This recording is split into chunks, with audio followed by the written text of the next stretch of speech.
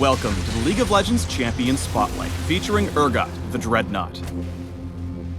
You die when I choose.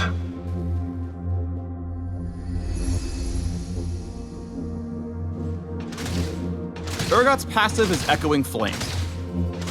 Attacking an enemy near one of Urgot's 6 legs will fire out a blast like a shotgun, damaging all enemies in the area. Each leg has its own internal cooldown. Additionally, multiple Echoing Flames to the same target deal reduced damage. In lane, Urgot's passive, combined with his ranged auto attacks, let him weaken his opponent before he goes for the kill. But be careful, the cooldown on each leg is quite long at lower levels, so if your legs are down, you're the one who's weak. Urgot's Q is Corrosive Charge, which explodes at a location, damaging and slowing everything around it. Enemy champion struck are Locked Onto. Locked Onto for what? That's up next. Urgot's W is Purge. When activated, he gains a shield and slow resist, but lowers his base movement speed for several seconds. While the effect holds, he automatically fires the nearest enemy, or preferentially, the nearest locked onto enemy champion.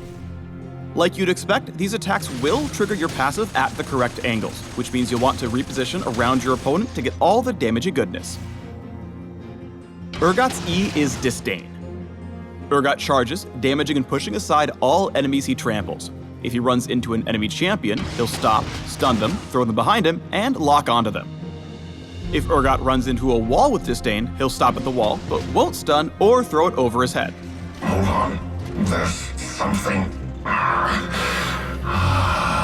That's better.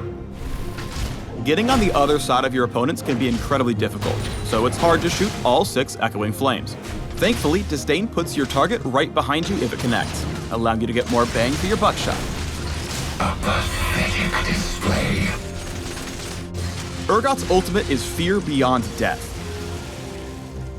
Urgot fires out and impales the first enemy champion struck, damaging, slowing based on their missing health, and locking onto them for the duration of the tether. While impaled, things get scary for Urgot's foe. If they fall low enough, Urgot may recast Fear Beyond Death to seal their doom. He suppresses his prey and pulls his chains back in. When his target finally reaches him, he brutally executes them. If Urgot successfully grinds an enemy, he terrifies the living who still remain. Power.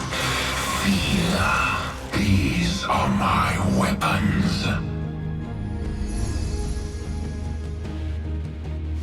Purge churns out a ton of damage, but it's up to you to make sure it hits the right targets. Locking onto the right one is paramount to avoid wasting all of your damage and getting off on the wrong foot. Or knee. Urgot may be beefy, but he is not a tank. His ranges are low, so he'll need good positioning not only to maximize his damage, but also to simply stay alive. Stay on the fringes of a fight, looking for the perfect moment to harvest your first victim with Fear Beyond Death. Try to draw an opponent out and unload your rotation on them. Once they're low, you can go for the execute even if they try to run away. From there, it's cleanup time. Focus the targets who can't escape you, and take them down one at a time. The most important skill to learn with Urgot is choosing the right moment to go all in. Done right, you'll go from Urgot to Urgod. Thanks for tuning in to the Urgot Champion Spotlight. Click these links to learn more about League's newest Star Guardian. I'm kidding, but you will dread not reading up on everything else. Run if you must.